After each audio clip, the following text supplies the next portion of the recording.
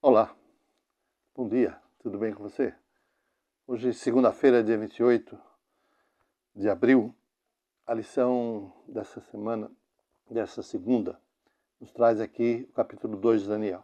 O capítulo 2 de Daniel, você sabe que é o capítulo em que Nabucodonosor teve um sonho, e nesse sonho que ele teve, de uma estátua, né, que Daniel interpretou para ele, e essa estátua simbolizava os reinos do mundo, né? A cabeça de ouro, Babilônia, o peito de prata simbolizava a Medo-Pérsia, o ventre de bronze, a Grécia, as pernas de ferro simbolizavam o Império Romano e os dedos dos pés eram símbolo da divisão do Império Romano, que se dividiria e nunca mais se uniriam, né?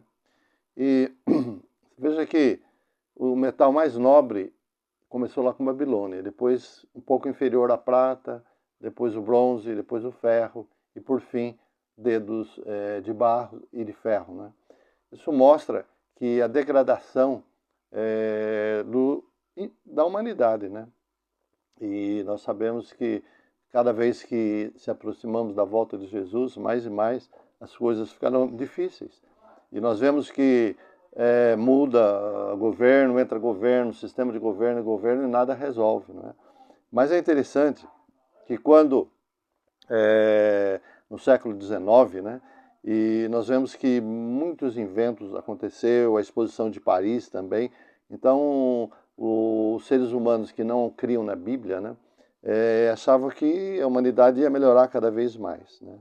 E depois no século XX, né, nós vemos que entrou também a teoria do evolucionismo, né, com Charles Darwin,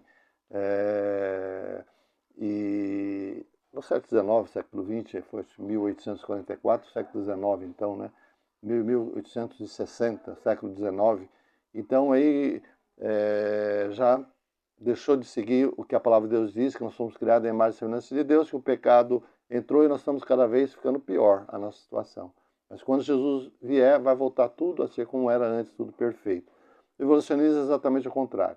Tudo era um caos, e do caos foi surgindo vidas, se aperfeiçoando até chegar no ser humano, que é o animal, né, mais perfeito que tem. E a tendência é ir evoluindo e melhorando.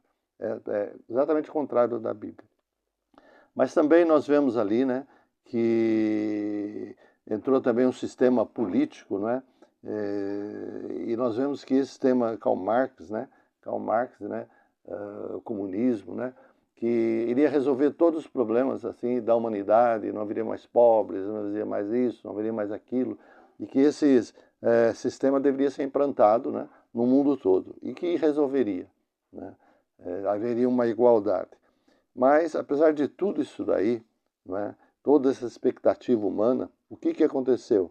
Entre 1914 e 1918, nós tivemos a Primeira Guerra Mundial. E na Primeira Guerra Mundial foram mortos 200 milhões de pessoas. Então, e muitos, né, dizem que até o inventor do avião, né, Santos Dumont aqui, né, depois lá na Inglaterra, nos Estados Unidos, né, teve aqueles irmãos também, e muitas dessas invenções que foram feitas, entre elas o avião, que foi feito com o intuito de melhorar a humanidade, e parecia que melhoraria mesmo, porque o sistema de transporte, todas as coisas iriam melhorar. Mas o que aconteceu?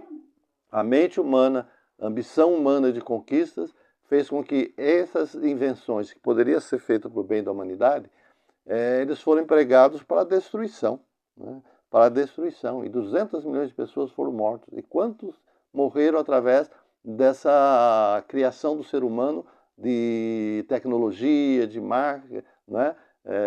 Mesmo os aviões, né? Quantas bombas, quanta destruição, né?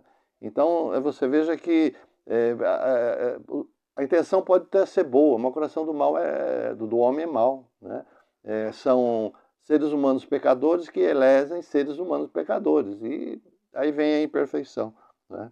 E nós temos aqui uma declaração de Martin Luther King, né, que era um cristão, se não me falha a memória, um ativista, né, da abolição da escravatura lá nos Estados Unidos. Se não me engano, ele era batista, e ele frase aqui muito interessante. Diz assim, ó: temos mísseis teleguiados, mas pessoas desnorteadas. Isso é assustador. Entende? Então evolui tantas as coisas, mas infelizmente o ser humano com o coração pecador coloca essas coisas para o mal, né? Então, em tecnologia, em avanço, tudo, até que há uma grande, né, subida, vamos dizer assim, de coisas que poderiam ser boas para a humanidade. Mas o coração humano é cada vez pior. Então as guerras, né, 200 milhões de pessoas mortas, né? Depois veio a Segunda Guerra Mundial também. Hoje, na atualidade, a gente vê lá no Oriente quantas mortes está acontecendo. Nós vemos lá na Ucrânia também, a Rússia, né? E nós vemos que tantas tentativas de ter paz e não tem paz, não é verdade? E a corrupção de todos os governos, governo de direita, governo de esquerda, sempre tem seus problemas, né? Então, por isso que a nossa confiança, meu amigo, minha amiga, tem que ser colocada em Deus, somente em Deus. É dele que vem o nosso socorro, é dele que vem a solução para todos os problemas, quando ele voltar. Então devemos nos apegar a Deus, viver os princípios do Evangelho aqui. Aí sim melhora a nossa vida e a vida do semelhante, né? Imagine se todos seguissem. Porque muita gente fala assim, se Deus existe, é todo poderoso, por que tem pessoas que passam fome? Olha, queridos, se não houvesse tanta ganância, né? Tanto concentração de renda, eu não estou falando de comunismo aqui, que isso aí é outro mal terrível, né? Se seguisse os princípios de Jesus, né? Que nós devemos auxiliar aqueles que não têm. Nós vimos na semana passada, né, sobre a nação de Israel, quando eles plantavam, Deus tinha teocracia, Deus que governava. Deus disse, olha, vocês deixam os que estão perto das cercas, né, e para que os órfãos, os viúvos, os estrangeiros, os peregrinos, né, hoje sejam os imigrantes, eles possam comer, né.